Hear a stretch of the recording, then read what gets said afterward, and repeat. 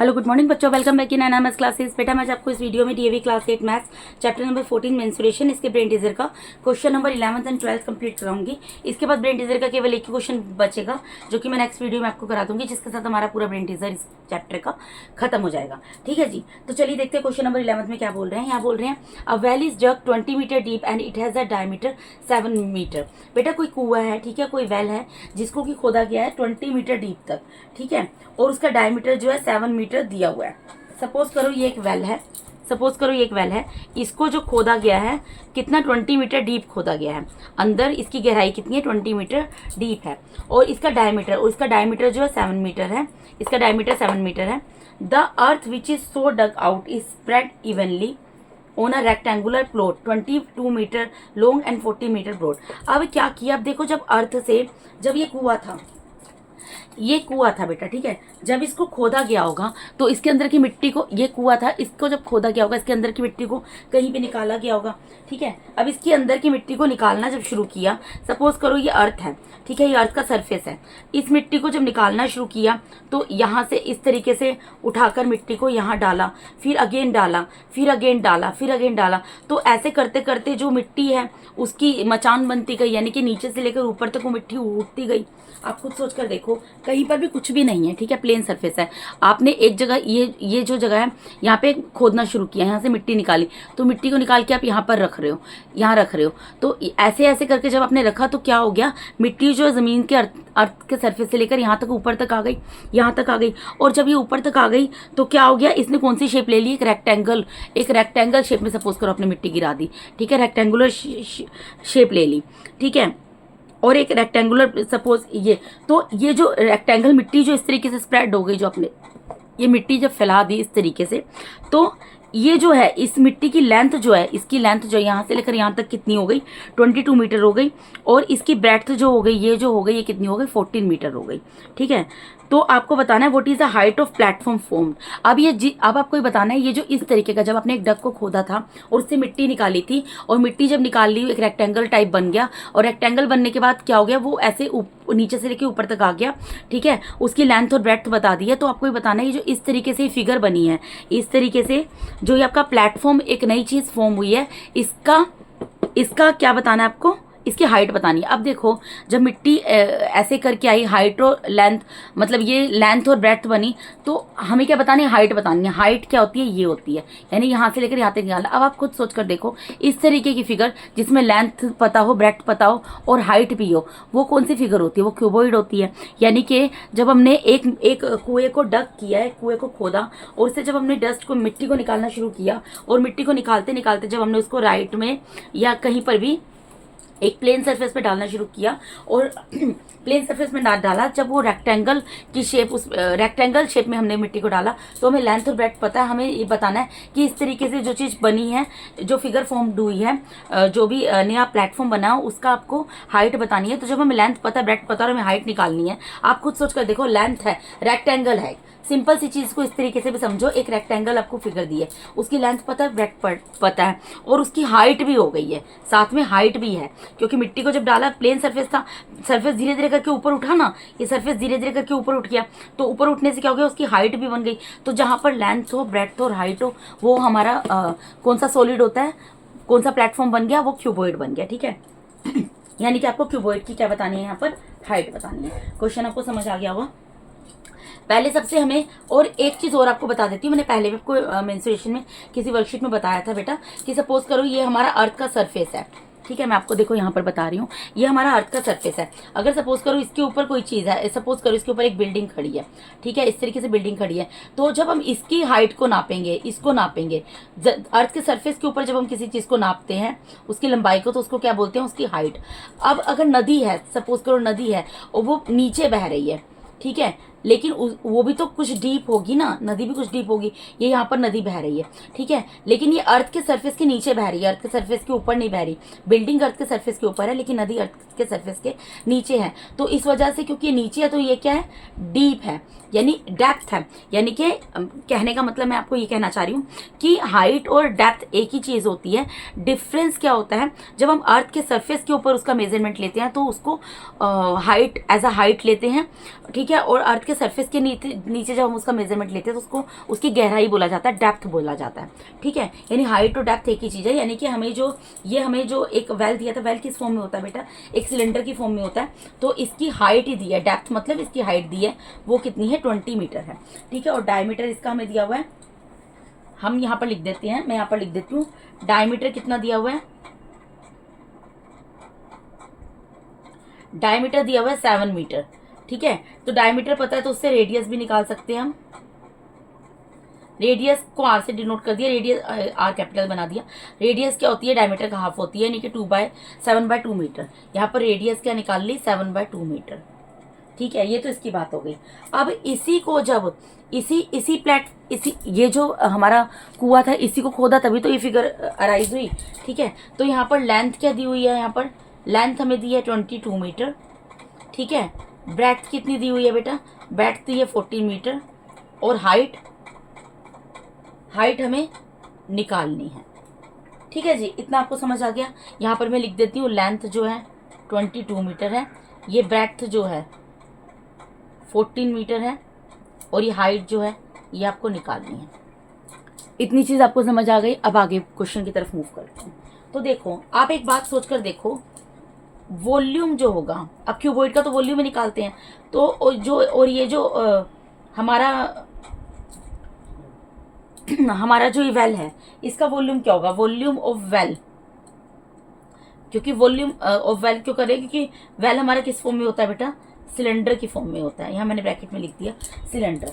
ये किसके इक्वल होगा, वॉल्यूम ऑफ वेल। देखो, अब इस फिगर से आपको समझाती हूँ। जब ये कुआं खोदा तो उसी से तो ये वाली शेप बनी ना। इस कुएं को जब खोदा, इसकी मिट्टी को निकाला, यहाँ पे छोटा करके बताती हूँ। जब इस कुएं की मिट्टी को निकाला और इसको ऐसे करके फेंकते गए, तभी इसने रेक्टेंगल की शेप ले ली। और इसकी इस तरीके से धीरे धीरे करके, क्योंकि मिट्टी ज़्यादा निकली तो हाइट भी बढ़ गई, अर्थ के सरफेस से ऊपर उठ गई। ठीक है, तो अब आप एक बात बताओ, जितनी मिट्टी निकली उतना ही तो यहाँ पर ये क्यूबॉइड की शेप बनी ना, उतना ही, मतलब I mean to say that volume जो है, जगह उतनी घेरी। मिट्टी कितनी निकली, जितनी मिट्टी आपने इसमें से निकाली, कुएं में से जितनी मिट्टी, कुआं खोदने के लिए जितनी मिट्टी निकाली होगी जमीन में से, उतनी ही मिट्टी से तो ये वाला जो आपका प्लेटफॉर्म है बना है। तो यानी कि इन दोनों का वॉल्यूम क्या होगा, एक जैसा होगा। इन दोनों का वॉल्यूम इसलिए सेम होगा। ठीक है, तो यहाँ पर वॉल्यूम ऑफ वेल किसके इक्वल आ जाएगा बेटा, वॉल्यूम ऑफ प्लेटफॉर्म। क्योंकि मैं प्लेटफॉर्म नाम दिया है तो मैंने यहाँ पे प्लेटफॉर्म लिख दिया, लेकिन मैं ब्रैकेट में लिख रही हूँ क्यूबॉइड, क्योंकि हमें पता चल रहा है कि ये क्यूबॉइड है। ठीक है जी, तो अब वॉल्यूम ऑफ वेल क्या होगा, देखो बेटा, वॉल्यूम ऑफ वेल यानी वॉल्यूम ऑफ सिलेंडर का फॉर्मूला क्या होता है, वॉल्यूम ऑफ सिलेंडर आपको पता है πr²h होता है, वो लिख दिया, is equals to volume of cuboid क्या होता है, length multiply by breadth multiply by height. ठीक है, अब पाई की जगह 22/7 लिख दिया, मल्टीप्लाई बाय आर की जगह क्या लिख दिया, 7/2 का स्क्वायर, मल्टीप्लाई बाय हाइट की जगह क्या लिख दिया 20, इज इक्वल्स टू, यहाँ पर लेंथ पता है 22, मल्टीप्लाई बाय ब्रेड्थ पता है 14, मल्टीप्लाई बाय हाइट हमें निकालनी है। तो हम हाइट यहाँ से निकाल सकते हैं। अब इसको आपको सिर्फ सिंपल सॉल्व करना है, आप जैसे भी करना चाहो। देखो, मैं इसको इधर सेकेंड शीट में करके दिखाती हूँ। एक बार दोबारा से मैं उतार देती हूँ। यहाँ पर आ गया 22/7 मल्टीप्लाई बाय 7/2 का whole square multiply by 20 equals to 22 multiply by 14 multiply by height. ठीक है बेटा, ये अब मैं इस हाइट को h को यहीं रहने दूं, इन सब चीज़ों को इधर ले जाऊं उठाकर। मैंने h को सपोज यहाँ लिख दिया। ठीक है, ये जो अपनी जगह, ये सब अपनी जगह पर ही है, 22/7 अपनी जगह पर है, 7/2 का स्क्वायर अपनी जगह पर है, मल्टीप्लाई बाय 20 अपनी जगह पर है। ये जो मल्टीप्लाई में था डिवाइड में चला गया, तो कैसे जाएगा, 1/22 मल्टीप्लाई बाय 1/14, ऐसे ही जाएगा। ठीक है, इसको मैं लेकर चलिए। अब जैसे आप कैंसिल कर सकते हो आप कैंसिल कर लो। देखो 22/7 मल्टीप्लाई बाय 7 का स्क्वायर क्या होता है 49, 2 का स्क्वायर क्या होता है 4, multiply by 20 multiply by 1/22 multiply by 1/14। यहाँ 22 से तो 22 कैंसिल हो गया। 7 1 7, 7 7 49 हो गया। यहाँ पर 7 1 7, 7 2 14 हो गया। यहाँ 2 1 2, 2 1 2 और एक 0 आ गया। ठीक है, फिर यहाँ पर क्या बचा, 10 ये बचा है, तो 2 2 4, 2 5 10, यानी कि क्या बच गया, 5/2 बच गया। 5/2 को बेटा डिवाइड करो, 2.5 आता है। बहुत सिंपल डिवीजन है, आपको कर भी दिखा देती हूँ। देखो यहाँ 5 है, 2 लिखा, ठीक है, यहाँ 5 है या 2 लिखा, तो 2 2 4, ठीक है, 5 में से 4 को सब्ट्रैक्ट किया, 1 आया, डेसिमल लगाया, एक 0 उतार लिया, 2 5 10। 2.5 क्या आ गया, ये आ गया बेटा मीटर, यानी कि देयरफॉर हाइट क्या निकल गई, हाइट को हमने h से डिनोट किया है, हाइट यहाँ पर क्या निकल गई, 2.5 मीटर। आंसर, हमें सब चीज़ों की वैल्यू पता है, हमें सिर्फ हाइट निकालना है तो वो इजीली निकल जाएगी। ठीक है, तो इसके साथ ही बेटा क्वेश्चन नंबर 11 यहाँ कंप्लीट होता है। क्वेश्चन नंबर 12 में मूव करते हैं। क्वेश्चन नंबर 12 में क्या बोल रहे हैं, the volume of a right circular cylinder is 448 pi centimetre square. कोई राइट सर्कुलर सिलेंडर है, राइट सर्कुलर सिलेंडर का मतलब क्या होता है, वो 90 डिग्री का एंगल फॉर्म करता है। ठीक है, तो जो राइट वॉल्यूम जो है उसका दिया है 448 पाई सेंटीमीटर स्क्वायर, और हाइट जो है 7 सेंटीमीटर दिया है। आपको find lateral surface area and total surface area. बहुत ही इजी क्वेश्चन है। यहाँ पर हाइट, देखो हमें हाइट पता है, हाइट को हम डिनोट करते हैं h से। हाइट हमें कितनी दी है, 7 सेंटीमीटर, मैंने यहाँ पर हाइट लिख दी। ठीक है बेटा, उसके अलावा मुझे क्या पता है, वॉल्यूम पता है। वॉल्यूम मैं यहाँ पर हाइट लिख रही हूँ 7 सेंटीमीटर, और क्या चाहिए होता है, रेडियस। रेडियस मुझे नहीं पता, मैंने हाइट लिख दी, मुझे रेडियस नहीं पता, तो मैं इसको यूज करके यहाँ पे रेडियस निकाल लूंगी। क्योंकि जब तक मैं रेडियस नहीं निकालूंगी, जब तक मुझे रेडियस नहीं पता होगा, तब तक मैं वैल्यूज नहीं निकाल सकती बेटा। क्योंकि लेटरल सरफेस एरिया का फॉर्मूला क्या होता है हमारा, लेटरल सरफेस एरिया होता है 2πRh।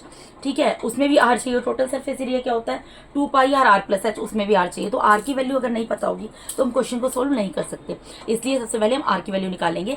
r की वैल्यू कैसे निकालेंगे, हमें एक चीज दी हुई है, हम क्या कर सकते हैं, हाइट से तो r की वैल्यू नहीं निकलेगी, लेकिन हमें volume of right circular cylinder दिया है। हमें दिया हुआ है volume of a right circular cylinder, वो कितना दिया हुआ है बेटा, वो हमें दिया है 448 पाई सेंटीमीटर स्क्वायर।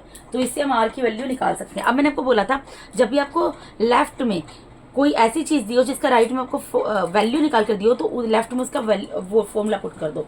तो वॉल्यूम ऑफ सिलेंडर क्या होता है, वॉल्यूम ऑफ सिलेंडर होता है पाई r²h। तो मैंने volume of right circular cylinder की जगह उस वॉल्यूम ऑफ सिलेंडर का फॉर्मूला लगा दिया, वो होता है पाई r²h। ठीक है, वो मैंने लगा दिया, इज इक्वल्स टू कितना दिया हुआ है मुझे, 448 पाई सेंटीमीटर स्क्वायर दिया हुआ है। ठीक है जी, अब यहाँ पर मैं क्या कर सकती हूँ, देखो मैं यहाँ पर अभी पाई की वैल्यू पुट नहीं कर रही, मैं इसको मैं, क्योंकि देखो यहाँ पर भी यहाँ भी पाई है, यहाँ भी पाई है, तो मैं क्या कर रही हूँ, यहाँ पर मुझे रेडियस की वैल्यू निकालनी है ना, रेडियस r² को इधर रहने दूंगी, इक्वल्स टू 448 पाई, इसको इधर रहने दूंगी, और ये पाई मल्टीप्लाई में डिवाइड में चला जाएगा, और h मल्टीप्लाई में ये भी डिवाइड में चला जाएगा, तो पाई से तो पाई कैंसिल हो जाएगा। ठीक है, हाइट की वैल्यू हमें पता है 448 में, यहाँ पर आप यहाँ भी पुट कर सकते थे, मैंने यहाँ पुट नहीं की, मैं यहाँ पे पुट कर रही हूँ। हाइट मुझे पता है 7 है। ठीक है, अब इसको आप डिवाइड कर लो, ये डिवाइड हो जाएगा, ये डिवाइड करोगे, 7 1 7, 7 6 42, और 7 4 28, तो r² कितना आ गया यहाँ पर, 64 आ गया। ठीक है, अब मैं r² को और क्या लिख सकती हूँ, 64 को 8 का स्क्वायर लिख सकती हूँ बाय कंपेयरिंग बोथ साइड्स। अगर मैं इन दोनों साइड्स को कंपेयर करूं,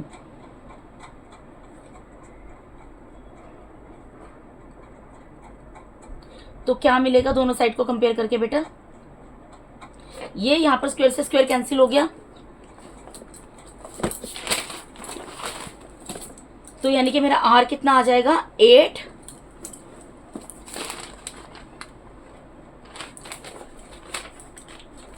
यहाँ पर सेंटीमीटर आ जाएगा बेटा। r की वैल्यू कितनी आ गई, 8 सेंटीमीटर। ठीक है, r की वैल्यू यहाँ पर कितनी आ गई, 8 सेंटीमीटर आ गई आपकी। अब उसके बाद आपको क्या करना है, अब आपको सिंपल सी चीज है, लेटरल सरफेस एरिया निकालना है। लेटरल सरफेस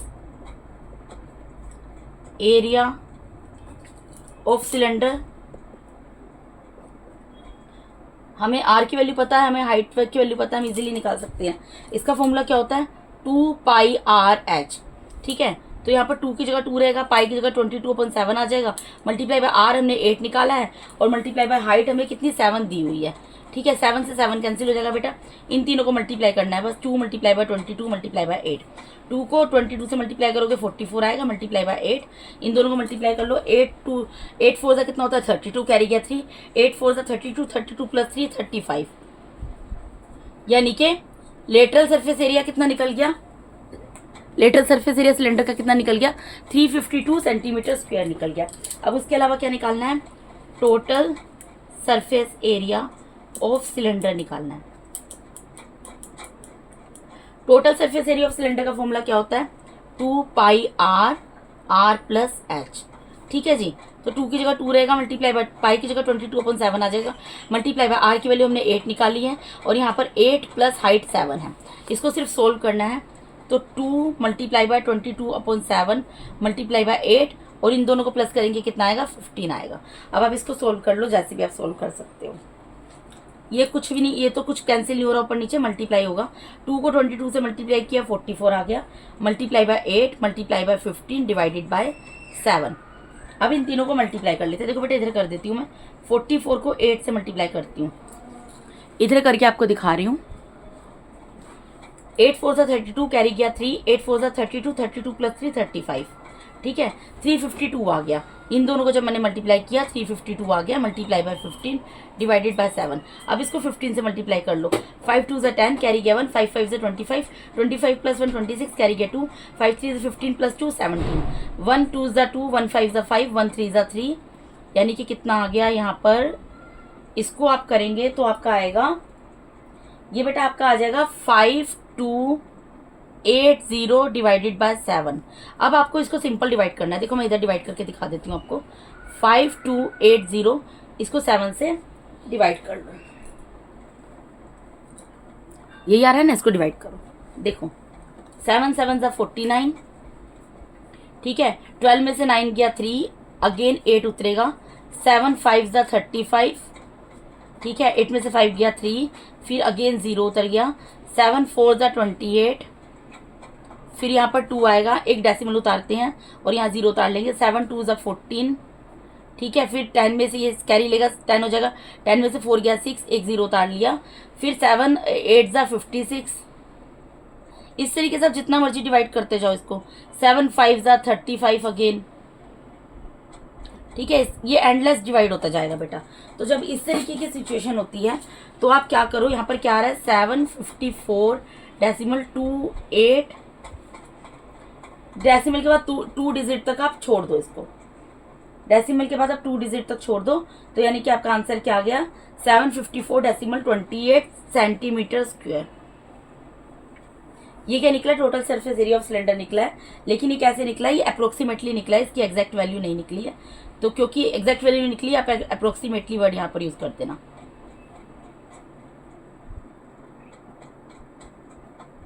आंसर ठीक है जी। तो बेटा यहाँ पर जो है, यानी कि जो लेटरल सरफेस एरिया है वो 352 सेंटीमीटर स्क्वायर निकल गया, और टोटल सरफेस एरिया सिलेंडर का 754.28 सेंटीमीटर स्क्वायर अप्रोक्सीमेटली निकल गया। क्योंकि पूरा डिवाइड नहीं हुआ, इसलिए मैंने अप्रोक्सीमेटली करके इसका आंसर लिख दिया बेटा। तो इसके साथ ही यहाँ पर